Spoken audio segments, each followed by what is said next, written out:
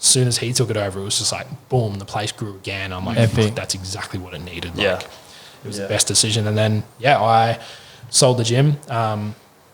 And I started the journey of strength, which is basically like I built it based off the experiences and the events that I went through and how I got through those things. So I basically went through my own program before I developed it, and then I just like developed it into a program that men could actually do. And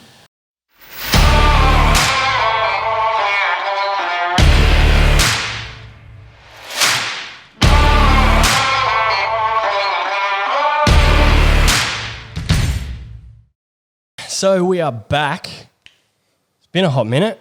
It's been a hot minute since our last episode. I think things just got crazy.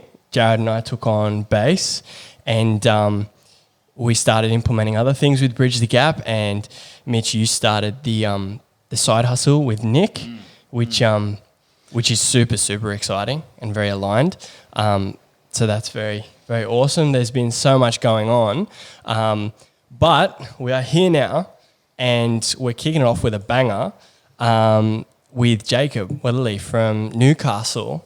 Tell us, how'd you come across us, or did you come across Jacob? Yeah, I reached out to Jacob. We had a mutual friend that sent over his profile and was giving you nothing but raps, and I was like, I want to know who. Got to see what the hype is about. I've actually forgotten the name, bro. But it's on it. We'll talk about it after. Yeah, we'll give credit at the end. Yeah. I'll add it in. I can do the post stuff. Cool. Yeah. Well, bro, you have I guess you could call it a resume, but I think just an experience list and a half. And we're super pumped to have you on because, I mean, it sounds like we align on so many levels, really trying to push the same message. But what I loved about what you're doing is you're really focusing on strength and not what people think strength is, more so on the mind. And I'm super fascinated to dive into how it all came about because, I'm really, really keen to dive deep into that story and understand how you came to build the business that you have and to now sitting here as we speak. But what I want to do for everyone and for us as well is get an insight into what led you here from the earlier years. So give us a rundown on your childhood. Yeah. Man, it's pretty basic when I think about it, really. Like, I grew up in a small country town called Maffra in Gippsland. So I'm originally from Victoria. Mm-hmm. And originally we lived in Nuri, which is like maybe 10 minutes out of Maffra. It's like population of like 50 people. Mm-hmm. Like, we had a farm. Like, everyone knows everyone. Yeah, everyone knows everyone. Like, you go for a walk down the road and it's like 5Ks to the neighbours, like kind of thing. So we had a farm and everything like that. Dad was a dairy farmer. We moved into town in Maffra. Like, had like I suppose you could call it like a normal growing up. Like, both parents are like happily married, like got three sisters. I'm like the only male in the family. Yeah. Which was good. Like, I was the dominant sibling, I guess you could say, for most of the time. Did your old man fave you at all? If he ever listens to this, I was going to say yes. He probably actually. There's one sister that I reckon was a bit of a daddy's girl, but we won't go into that. We'll leave it at yes. Obviously went to primary school. I finished year 12, like everything like that. Played a lot of sport growing up, so was always surrounded by people, like always involved in like a lot of stuff in terms of sport, always getting involved in stuff with school and stuff like that. Like, I was like house captain and school captain and like always involved in like the community sort of aspect at school as well. Like in terms of like childhood growing up, it was like, it was very normal in that sense. Like, didn't have anything major go down in terms of like parents splitting up or like that sort of thing. Which was really good in a sense. But I suppose like later on down the track when sort of stuff did happen in my life, it was maybe more of a shock. I suppose from my experience, it was more of a shock because I hadn't experienced anything throughout my childhood right up until like, you know, late teenage years where I sort of started to, where I left school and got out into the real world, I suppose you could say. Absolutely, man. Yeah. What was, you said everything was sweet in the family. What was your relationship like with your parents, but in particular your dad? Yeah, love that question. It's like something I've worked on a lot, especially with my dad, because I mean, Dad's gonna love this if he ever listens to this. But he's like your stereotypical like Aussie bloke. Like, grew up as a dairy farmer. Like, worked from when he was like 14 years old. Like everything like that.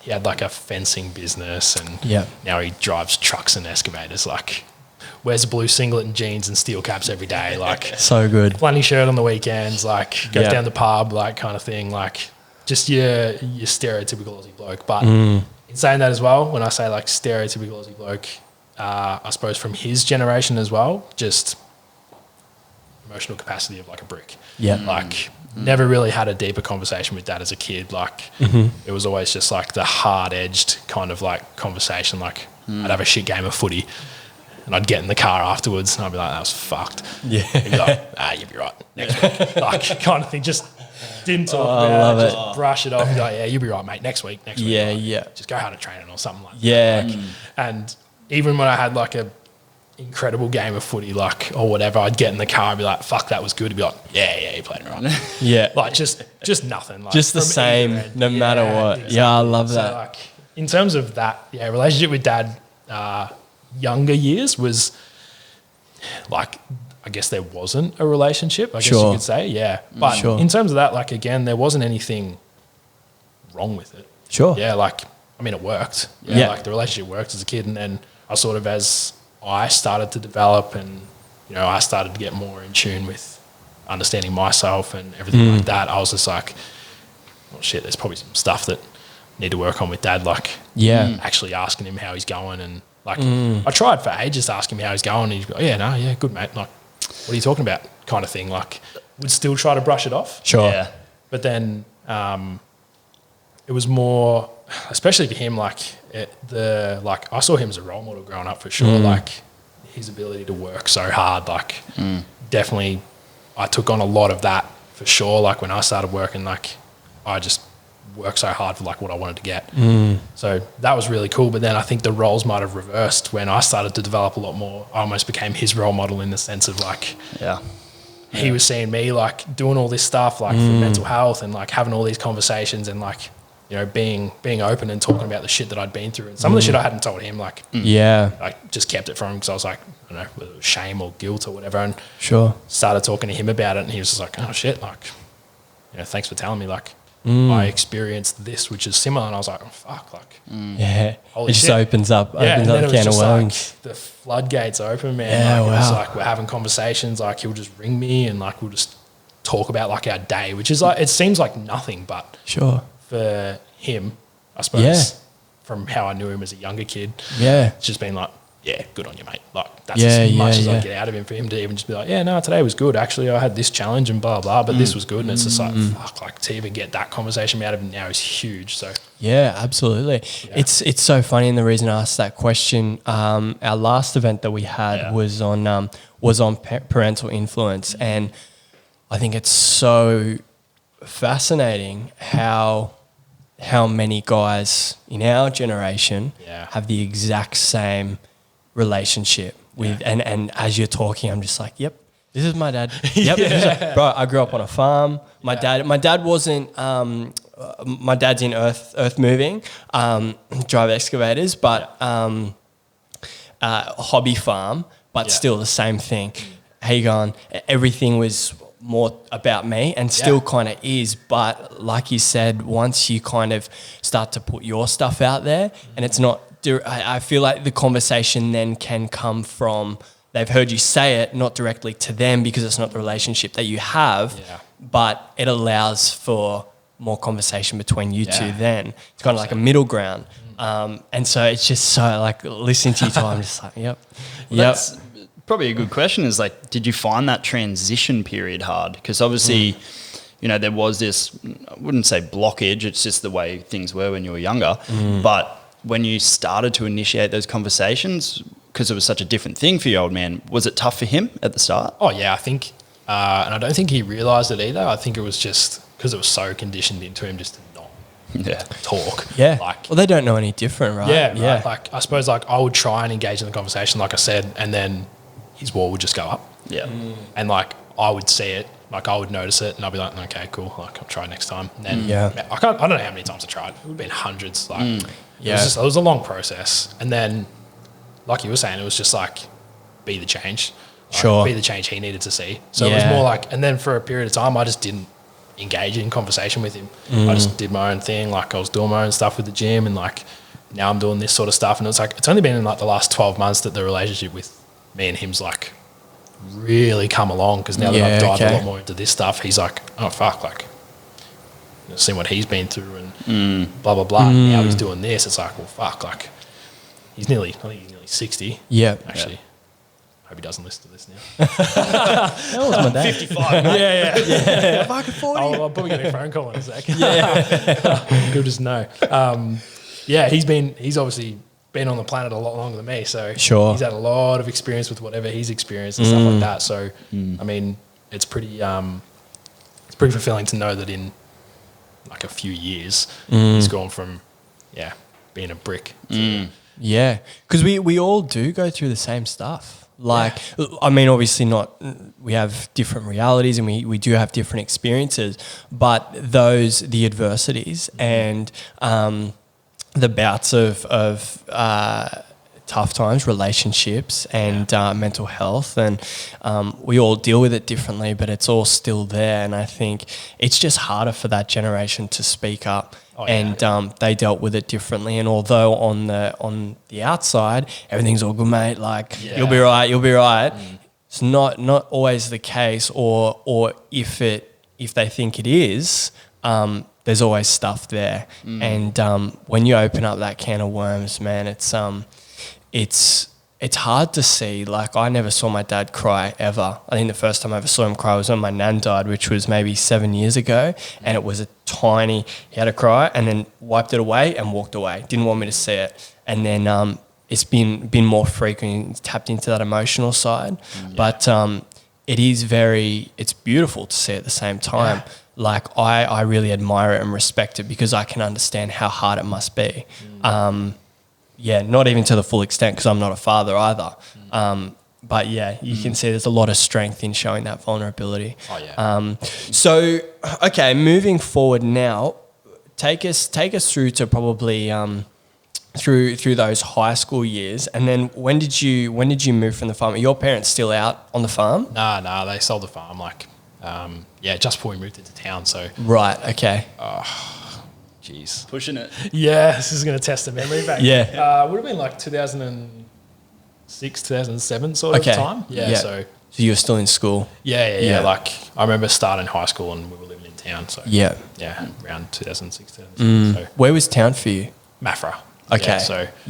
Which is like 10 minutes from Newry. Still surrounded by dairy farms and farms and stuff. So very much a farming town. Okay.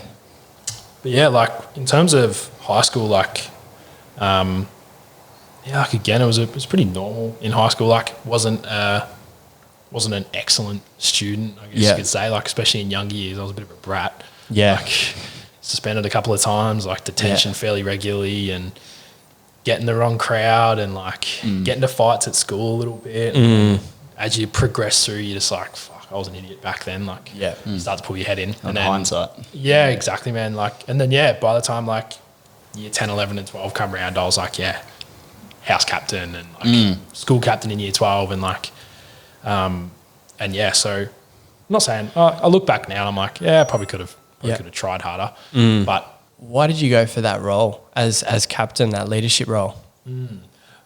Like, I always, I suppose this probably popped up in footy more so. Like, I was always one of the blokes that was like really vocal on the field and really vocal at training, and I was always, I suppose, in that sort of leadership position. And I mean, I didn't know it back then, but people looked up to me whether it was just like my mates or people I didn't even know at school or whatever. So, and yeah, there was some influence from mates being like, nah, do it, like go for it. And like, I mean, when you go for school captain at my school, it was like you write a speech, you stand up in front of the whole school and you got to talk. Yeah. So I was like, everyone's like, nah, you'll be right. And I was like, yeah, okay, like I'll do a speech, like whatever. Yeah. And like everyone else that was standing with me was just like nervous as fuck.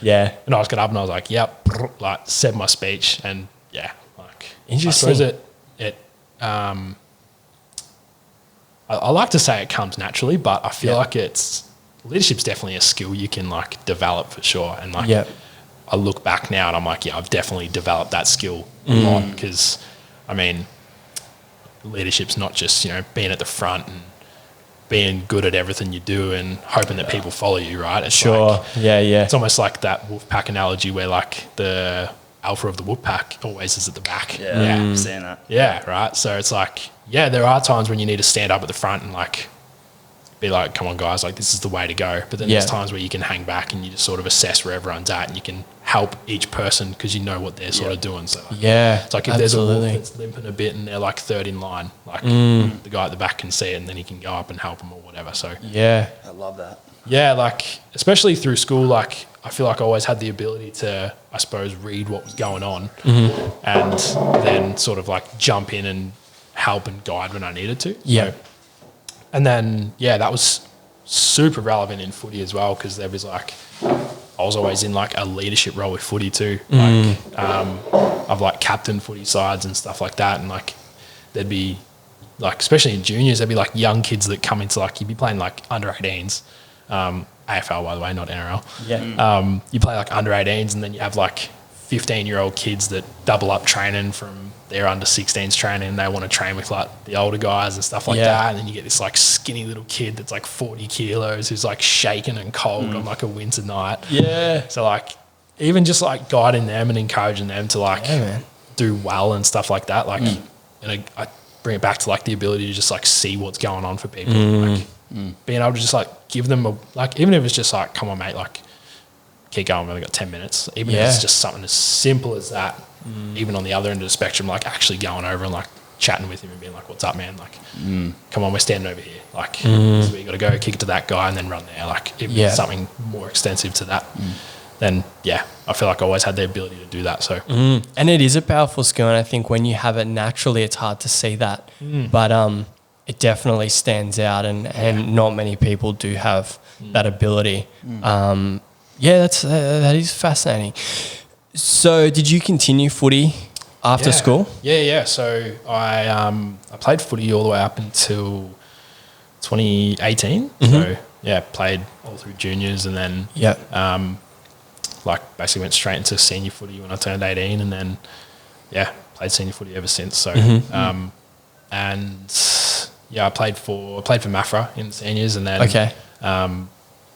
got poached out to another club, which was good. Yeah, nice. And then I captained that side for a bit at Bryagalong, which is just like a town just outside of Mafra. Yeah. And then, that was sort of when I started to get the gym up and running. I started more focusing on that and focusing on like my own sort of training. And then footy just sort of became, rather than footy being like a thing that I look forward to, Tuesdays and Thursdays and Saturdays and stuff like that, it was just like, it was more getting in the way and sort of thing. And then like I'd play on Saturday and I'd be like bruises everywhere and like sore as hell and then drag myself into the gym Monday morning. I'd be like, fuck, like the last thing I want to do is train someone at 5 a.m. in the morning after playing a game of footy. And it's like country footy too, like it's not like AFL. A little bit rougher than the norm. Yeah, exactly. I'm keen to dive into the gym situation because I'm listening to you talk about your leadership qualities that you have, and those words of encouragement. It's like it's so fitting for someone that runs a gym. Let's dive into that. When did the gym first come about for you, and what really drew you to that space? So I started PT when I was back in like 2015. So, like I left school and then did like, I got into uni, but we'll start there. It'll make a lot of sense if I start there. Like I finished year 12 and then I had like a little meeting with my careers teacher or careers person or whatever they're called. And I was like, definitely want to do like exercise and sports science, like love it, like love fitness and health and everything to do with it. And then she was like, oh yeah, like with the subjects you're doing, like it'd probably be pretty difficult for you to do that. So, and She's like, why didn't you tell me this last year? yeah. So I'm like, and like I was doing PEs, doing health, like I did biology in like year 11, like did all the right things. Yeah, interesting. And she's like, yeah, let's put primary teaching, like, because I was like, yeah, teacher, exercise and sports science, like be pretty cool. And she's like, oh, we'll just put this as your first preference. If you don't get it, like we can put exercise and sports science second. Fuck. End up getting into primary teaching. Yeah. So, and like got accepted, like that was my first offer, and like got a high enough ATAR to like get into sports science. And I was just like, I was in the space, I was like, well, fuck that. Like if I could, like should just put it as my first one. So I just didn't want to go to uni at that point. And Listen to your own voice sometimes, eh? So I just deferred it for a year, ended up getting like a job as a car detailer, and like I was getting paid like $50 a day to clean and like dairy farm in town. You get cars that come in full of cow shit. Yeah. Proper cleans. Oh man. Like, I remember one car we did, it was like a 4-wheel drive, and some kid had an accident in the back seat.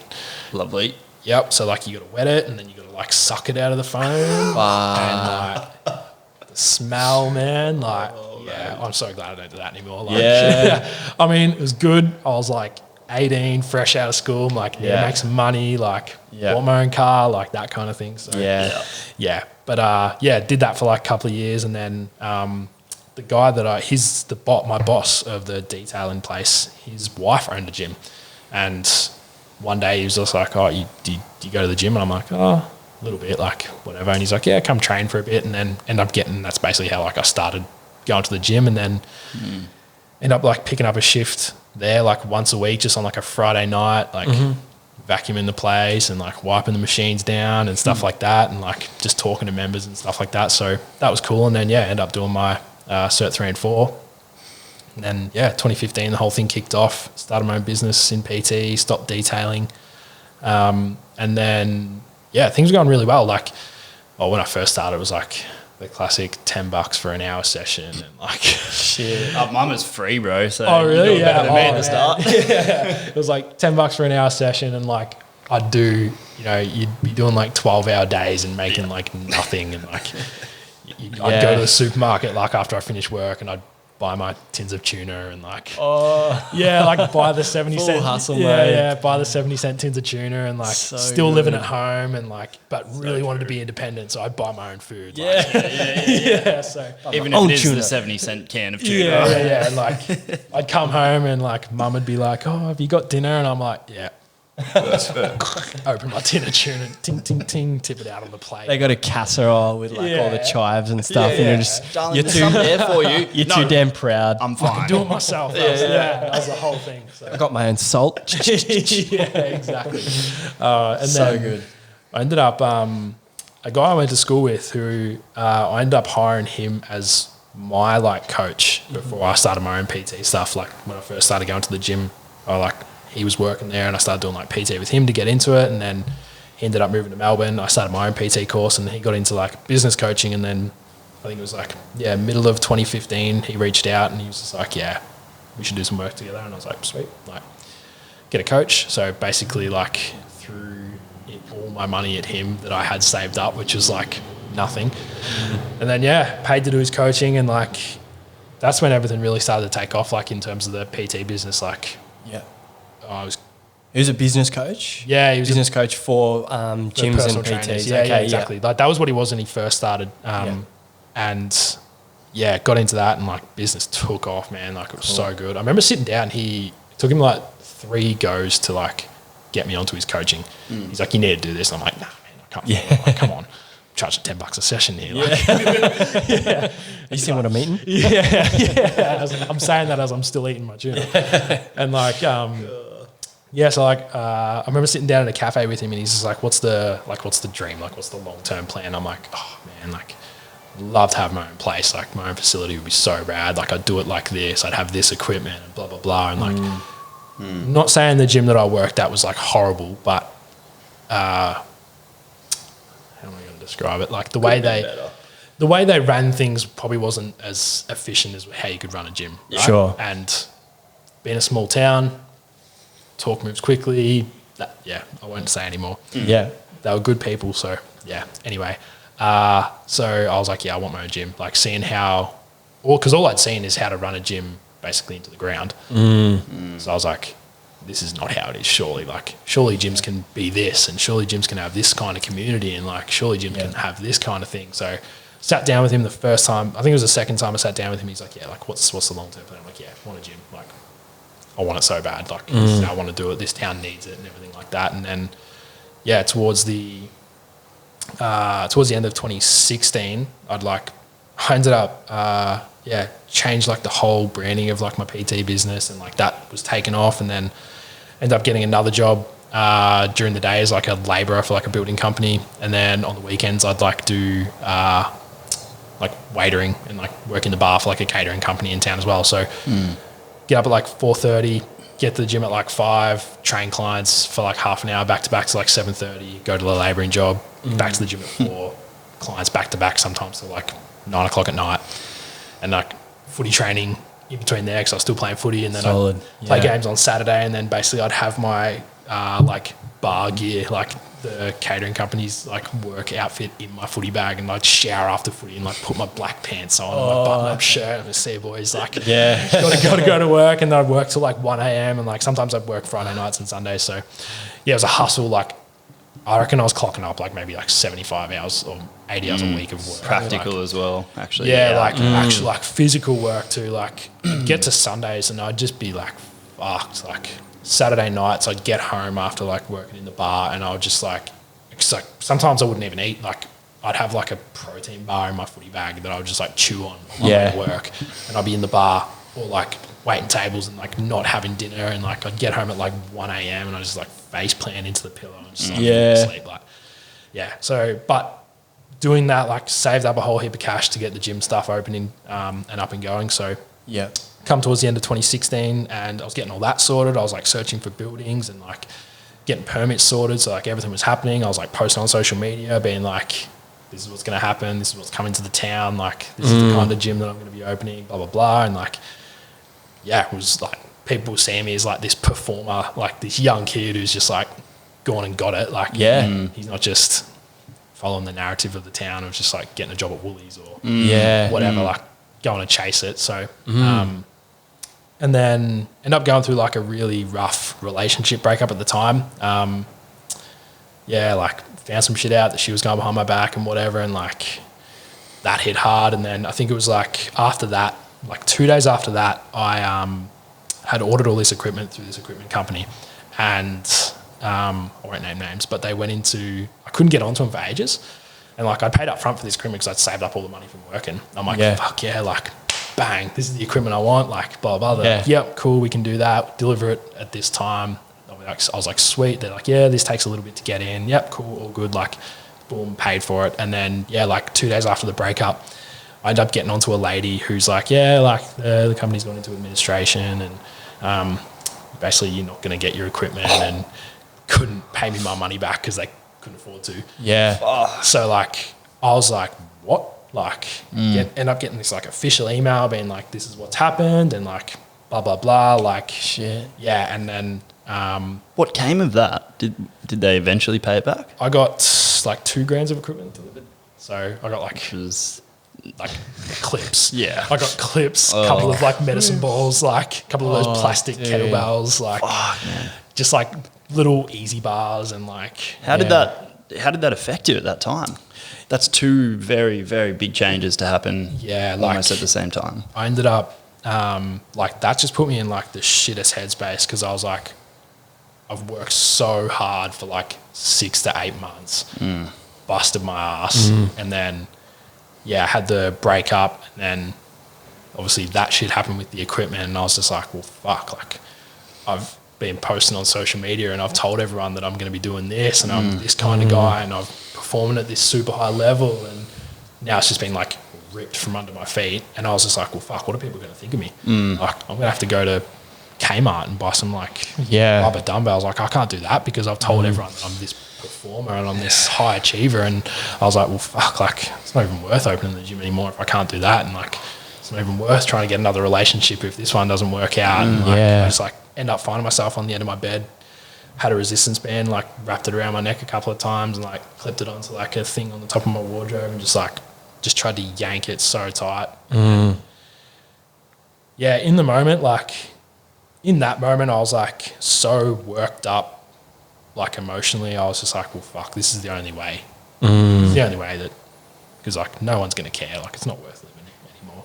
And like, I don't know what it was, but it was just like a split second where I was like, well, fuck, like I can't do it. Like took it off and then I just like sat and just like fucking bawled my eyes out. Yeah. Like, just so like I was shaking and shit. And then like my dad ended up coming home because like a mate had like called my dad and was like, haven't got on to Jake, like don't know what he's doing, don't know where he is, he's not answering my calls and shit like that. And like, dad ended up coming in, he like looked at my neck and I had like grazes and shit from like the band.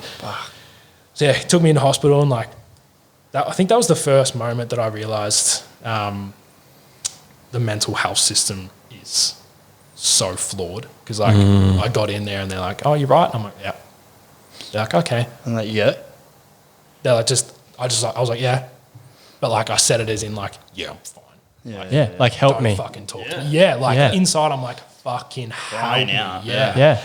And they're like, oh, we're just going to give you this sheet. Like, I don't know if you've ever done it where it's like a 1 to 10 scale. And it's like, do you feel sad all the time? Do you feel depressed all the time? Sure. Do you have, how often are you angry out of 10 or blah, blah, blah. Like, and I'm like filling it out. I'm like 1, 1, 1, 1, 1 here.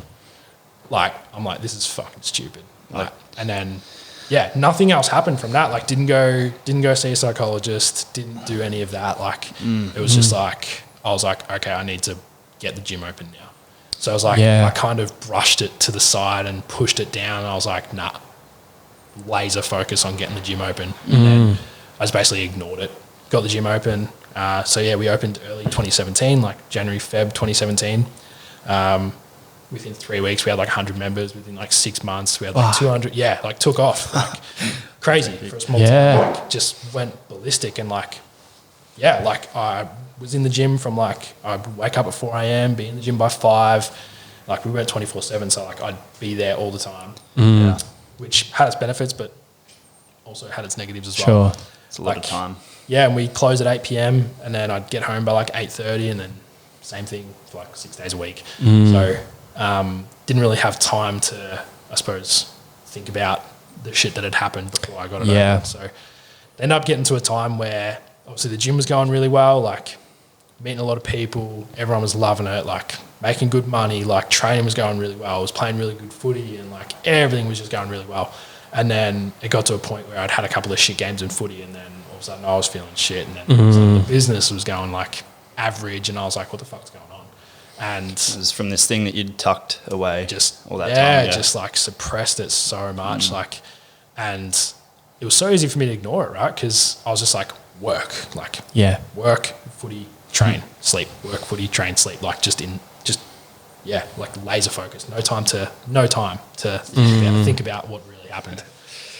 And then ended up like, so I was working with the same coach the whole time, like the one that I first started with, and he developed his stuff into more of like, his name's Tom Clark. I don't know if you've heard of him, but he's like, I haven't, no.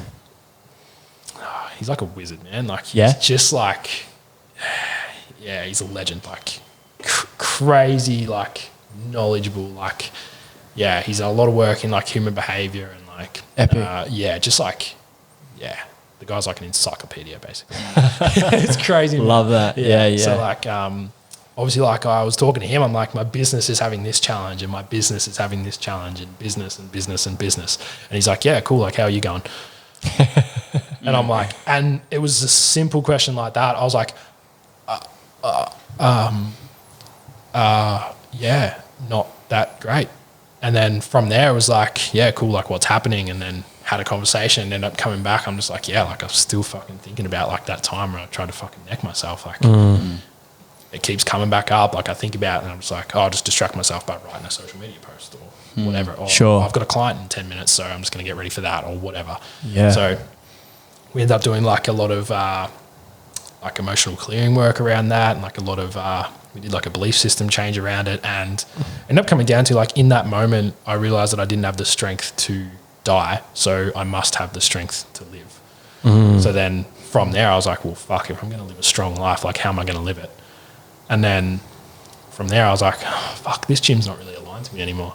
Like I've just sapped so much of my energy into it to get it to where it is that my battery had been drained so much. And because my battery had drained so much, I had no energy left to give to it. So it was starting to affect the gym, and like none of the members knew what was going on for me. But it was affecting them like unconsciously as well. Like, you know, you can just tell with this kind of thing, like especially in a gym, if the owner's like that little bit deflated or it's like it just seeps out into the environment, which was the gym. So like people would come in, they'd be like, oh yeah, session was okay. Like talk to the next person. Yeah, I had an average session. I'm like, fuck, I'm seeing a pattern here.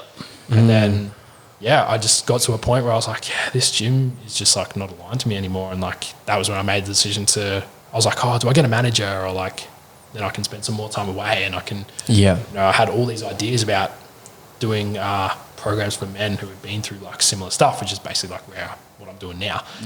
But it was a point where I was like, no, if I hire a manager, I'm still going to have attachments to it. Like I'm still going to be like putting energy into it. So made the decision to like sell it. And I don't know if you guys believe in like the universe and stuff like that. Absolutely. I had this conversation with my coach, and then like hadn't told anyone that I'd considered selling the gym or anything like that. And then literally like 2 weeks later, I'm in the staff room with one of my staff members that works for me. And he was just like, yeah, we're having a talk, eating our lunch and whatever. And then he's like, yeah, I reckon in the next few years I'd want my own place. Like definitely something I want to work towards. I'm like, nah, this isn't happening. I'm like, do you want this place? And he's like, what? I'm like, I'll sell this one to you if you want it. And he's like, fuck, really? I'm like, yeah, if you want to buy it, like I'll sell it to you. Like hadn't put it on the market or anything like that. Like I never advertised it because I was like, oh fuck, if there's no better bloke to sell it to than this guy. I've built it to this. Like I've built it to this point, and I've given it the reputation that it is to this point. It's going really well, and you know he's young.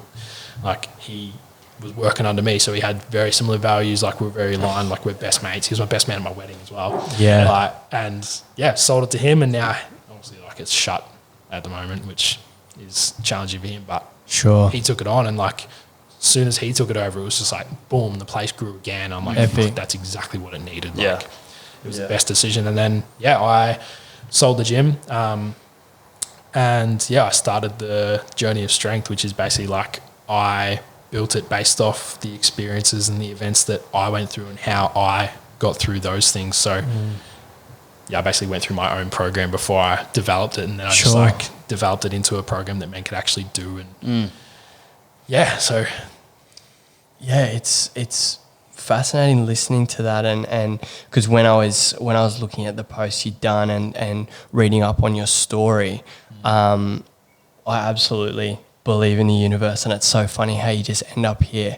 And too, with your coach, I mean, subconsciously all those things that he was teaching you through those times would have just brought you to exactly where you went.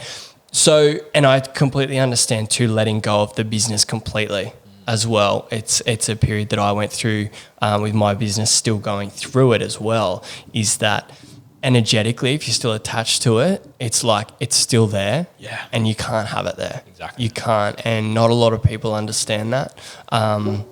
But yeah, smart move. What was the first thing you did? Because then moving into that space, building strength, how did you build a business that necessarily you can't just really pick up and start, because it hasn't really been done before in a sense either, because it is so personal to you as well. How did you navigate that? Yeah, I mean, I developed it with my coach because, like you said, it was challenging to get it off the ground because I was like, I don't want it to be like X, but I want it to be like Y, but I also want to incorporate some Z, like kind of thing. Sure. Like, it was like, how do we like make this sort of solid rather than like this flowy kind of thing that doesn't make sense. So, and man, like a lot of it was trial and error. Like I basically designed the whole thing, and then I was like, cool. Like, what are the like 3 or 4 things that I focused on the most? And it was like, cool. I focused on a lot of physical stuff, like trained a lot.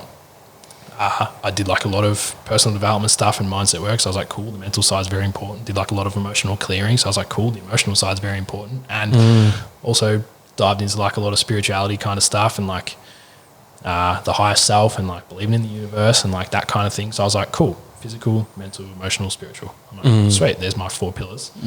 I'm like, blokes definitely need to like have strength in all of these areas to be truly strong. Like you could get a guy who's 150 kilos and jacked. Yeah.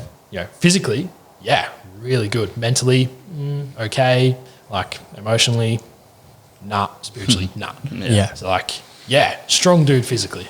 Absolutely strong dude physically. Probably got some strength mentally, emotionally and spiritually, so-so. And then maybe he has problems show up in his emotional plane and his spiritual plane. Like maybe, I don't know, I'm just making assumptions, right? Sure. But for me, especially like the evidence that I base it off is like, I had strength in all of those areas, and now I'm able to do what I'm able to do because I have that strength there, because I have that, that foundation, I guess you could say. Yeah, I love that. Yeah. And then I basically like, I brought that to my coach and I was like, yep, this is what it is. He's like, yep, cool. Like tweak this a little bit and let's just go. I'm like, let's go. He's like, yeah, let's launch it. I'm like, righto, like, let's go. So launched it. I got like 5 guys on initially and just like work with them one-on-one. And then that was like, it's fucking insane. Like I was like, wow, this works. Like, fuck, like it really works. And a lot of it's like a lot of the program is like doing, like it's a lot of actually doing stuff. Sure. Rather than just like, don't get me wrong, I could get them to think about shit that's going on, but it's a lot of like doing work. So, guys are so good at like doing the work. Like you look at the majority of jobs that males have, it's like it's practical. Nail with the hammer, like screw a hole, like put some electrical shit. I don't know, I've never been a Sparky, but like that kind of thing, right? Like it's a lot of doing work. So I was like, and those first 5 guys that came through was like started off, and I was like, cool, you need to think about this, you need to think about this, you need to think about this, and you need to do this. And they do the doing thing really well, but the thinking stuff would be a little bit like so-so. Yeah. So you really decided that doing was a main focus? Absolutely, yeah. So like I would sort of develop a doing task for the thinking stuff. Yeah, that's fucking cool. And then I'd get them to do that and they're like, oh, so does this mean this? And I'll be like, yep, nailed it. And it was just from them actually getting them to do it. That's cool. Yeah, and like especially it's been so good, especially with like meditation and journaling, like you can say to a guy, yeah, you need to meditate, you need to meditate, you need to meditate. And they're like, yeah, I'll do that. And they just sort of think about it and then it just like goes off into the distance and they never do it. Whereas it's like, you need to do it, download this app, you can track it, send me a screenshot at this time, show me that you've done this many minutes of meditation on this day. It's like very specific, easy steps to follow. And they're just like, a guy just goes, oh, fuck, I've got clear instructions. Yes, good, let's go. And then it's just like, tick. Done. And they're like, oh, meditation's actually good. And I'm like, because the whole, if we're not explained something in detail, as soon as we hit a little roadblock, it's almost the perfect excuse. Almost the perfect excuse to go, I'll put it down. And I won't do it. And I find that so fascinating, bro, because I love I'm keen to get your coach on this podcast, or I just want to fucking talk to him because I'm fascinated by human behavior and the like the science behind doing stuff. And there's a really fascinating YouTube video, and I bring this up because I've watched it recently and I feel it's super relevant, talking about the toxicity of personal development. And it's this guy that explains essentially his journey about moving into personal development and learning and growing, or so he thought. And it becomes an obsession in how much we can consume, and it can become addictive to the point of finishing a book or finishing a course or whatever releases that dopamine that you just want that. You just want the reward. You don't give a fuck about what it's actually teaching you, and you don't actually implement what's going on. So you're basically stagnant the entire time. So you got this, and that's why I kind of align with people like Ty Lopez, because he's got ads out there going, oh, your average CEO reads 52 books a year, so that's what you need to be doing. And it's like, whoa, fuck me. Like, and how much time have you got to implement all the stuff you're reading? Or that's are you just literally what I was about to say, right? It's like you can learn all the fucking content you want. Like, it's just knowledge, right? Like, Absolutely. I say just knowledge in quotation marks because it's like you can know something, but unless you fully embody it, it's fucking useless. Absolutely. Like, you could know as much. Like, I know people out there that have done exercise and sports science. They've done honors in this, and they've done this. Yeah. And they've done this personal Every development course. accreditation, yeah. They've worked with 50 coaches, and they've done this and whatever, and they don't embody a single fucking thing. Right? It's like, if you know one thing about personal development, embody that, then do the next thing. Correct. Because it's like, unless like, yeah, like I said, because otherwise it's just knowledge, right? Like, you can know so many things, but unless you know how to like, yeah, implement those things. Sure. Yeah. And that's why, I mean, I never went to uni. You never went to uni. Jared never went to uni. But I actually put up a post about uni the other day on my personal Instagram talking about that and the reasons why I didn't go down that path and how I believe that experience is essential in order to actually grow and actually learn. And it sucks because you do have people out there who go and they get the degrees and they've got all these accreditations and the PhDs and everything, and they're incredible at what they do. So I don't discount those people. But then you've got the people who go, I only work with people who have accreditations, or the people who, I have this, so therefore I deserve this. And I go, well, at the end of the day, it's a certificate. Show us what you can do with it. And that's where a lot of people get stumped. Not everyone, and that's where we've got to watch what we say, because it's like we're not speaking for everyone who does that. We're not generalizing. We're not being stereotypical here or creating a cliche. But it is funny how people get so caught up in the idea of, I must have that thing next to my name and I must have my resume down pat and everything looks perfect. To the point where I've not experienced anything in life. I've gone through no adversities. And why I love what you do is because you're teaching everything that happened to you. Yeah. And it's funny to hear that it shocked you so much that it worked. Yeah. But at the same time, it makes it that much more powerful to go, fuck, like you believe in it so much, but there's still that thing like, fuck, I don't know if it's going to work. And then it does, and we realize how much we have in common as men. And how many things that we're all holding on to that once someone says it, it's like, oh, fuck, me too. Literally. Me too. And it's, I think those exercises are super powerful. And as a leader, to come forward with that first, and I respect so much you saying, I leave nothing on the table in this interview. It's like that one thing that you may have held on to out of fear of being judged or whatever at any point could be the perfect thing that someone needs to hear today. Exactly. And there's so much power in that, and so much power in your story as well. So, what's the plans moving forward for you? Because how long has your business been running now? So I've been doing the coaching for almost a year now, the men's coaching for almost a year. Yep. And yeah, moving forward, like I'm so keen to run events, man. Like with all the guys I've had through the program, like I've nearly had like 20 guys through the program now. And like, I've sort of like mentioned it here and there. I'm just like, yeah, I'm going to run an event in the future. We're all going to come together. Like, nice. You know, we'll have like ice baths. We'll have like, some guy that can come in and like, I know a friend of mine runs an event where he's trying to get someone to come in and like teach them the haka, like that kind of thing. I'm like, how rad would it be to have some guy just like power? Yeah, man. Like that kind of thing. And like, as well as that, do like a group guided meditation and like that sort of thing. And like, you know, just like at the end of the day, you sit around in a circle and we all crack a beer and it's like, fuck, how good was that? So definitely want to get in the event space as well. Ideally, I'd want to run those events in Melbourne, but at the moment, it's probably not going to happen. So that's definitely a future plan. But yeah, my wife's pregnant, so congrats, big man. Got a baby on the way as well. So that's really cool. Life's going to change. Yeah, so 2020, baby. I don't know, man. We'll see how long she can hold on. It's close. Yeah, so it's close. It'll be really close. Yeah, okay. Like we've got a feeling around Christmas, but wouldn't be a bad present, would it? Yeah, right. So epic. Yeah, we'll see. I don't know. She might hold on and we'll try and be the first baby in 2021. No, I don't know. Nice. I'm not going to put it through that. As soon as it ticks over. Yeah. Like, come on, I now, love now. it. Yeah. What's your partner's name? Grace. Grace. Hold on that a little bit longer. Yes, a little bit. And push. Yeah. I love that, bro. That's cool. Did you ever live in Melbourne? Nah. Okay. I'd regularly go there. Okay. Like my coach lives in Melbourne, so Sure.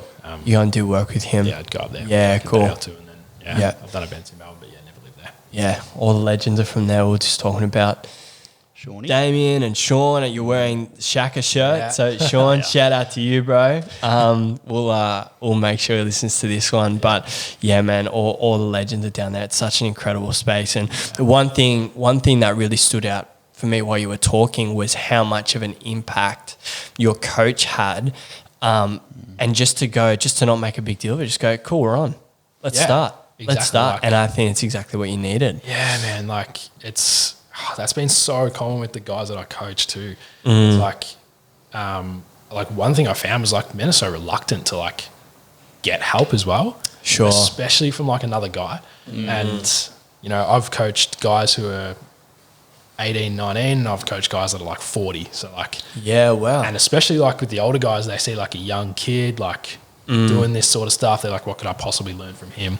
And then the older guy's like, fuck, I need to tell everyone about this. Yeah. And it's like, Yeah, nice. yeah. So like that, it feels so good when you hear that. Cause Yeah, like, absolutely. And again, like one of the things they say is like, I never thought I'd need a coach, but after doing, and like, I know it from experience as well. Like I was like, I don't need a coach for this sort of thing. I can just do it myself, like kind of thing. And it's like, they're not there to like do it for you. They're just there to like guide you into the answers. Like Sure. for you to like work it out for yourself. And like, it's a lot of the stuff that I do in the journey of strength as well. It's like, I don't give them the answer. Yeah. It's like, I'm like, cool, this is your path. Cool. Sure. Let's see if you can notice this big yellow sign that you really need to notice. And they're like, oh, is it this? I'm like, yeah. Like, oh, if I just do this, will this happen? I'm like, go do it.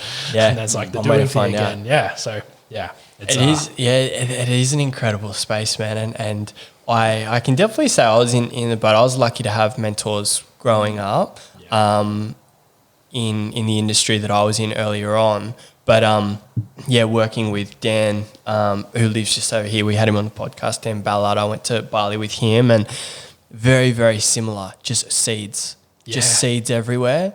And then he gives you no more. And you're just like, oh, well, give me more. And then it's just like, boom. And it could be a month later. It could be that day. It could be whenever. You're just like, fuck. Yeah, Duh. exactly. Yeah. And it's just, and it changes your trajectory completely. And I think for men too, I think that's what they need. They need the subtlety. Yeah. They need the subtlety, and no one wants their hand held, men and women. And I think there's no achievement in that either. And not to say that people don't deserve it, but I do think when people really realize it for themselves, it's like being told something and in theory, well, I guess it's like reading a book and not implementing it. Literally. You know it. Yeah. It's like, it's there. Like if someone asks me, I'm book smart, so I can relay the information. Yeah. When you start to embody it, you're like, oh, true. That's what a good leader does, right? Yeah. They bring it out of that person. 100%. Everyone's got that inside of them. Yeah. But it's your job in the position that you're in is to like, how can I bring that outside of you? Exactly. Yeah, I love 100%. it. I love it. Jacob, thank you so much, bro. There's so much power in that, and we wish you nothing but for the best. And as you were talking, I thought of so many ideas and ways that we can continue to collaborate. I mean, you're only in Newcastle. Hopefully you don't move to Melbourne too soon so that we can work together. But there's so much alignment here, and we love what you're doing. And to come here and wear a Shaka shirt as well, I think in the space that we're in as leaders as well, I think supporting each other is so important, because we have power in numbers. And you get those odd guys who just sort of want it for themselves and essentially want it for the wrong reasons. But I think we have such a strong voice. United, and that's powerful. So, bro, we wish you nothing but the absolute best, and I really appreciate you coming down, up, down, and sharing with us. Thanks, guys. Awesome. Man. Before we do go, where can people find you on social? So Instagram is Jacob_Weatherley. Facebook page is Jacob Weatherley Coaching. YouTube as well, just Jacob Weatherley. There's some stuff on there too. Perfect. There is some very, very amazing content on there. So make sure you check that out. Yep. We're done. How good. Thanks, bro. Cheers. Legend, man. Thanks, mate. Thanks for your time.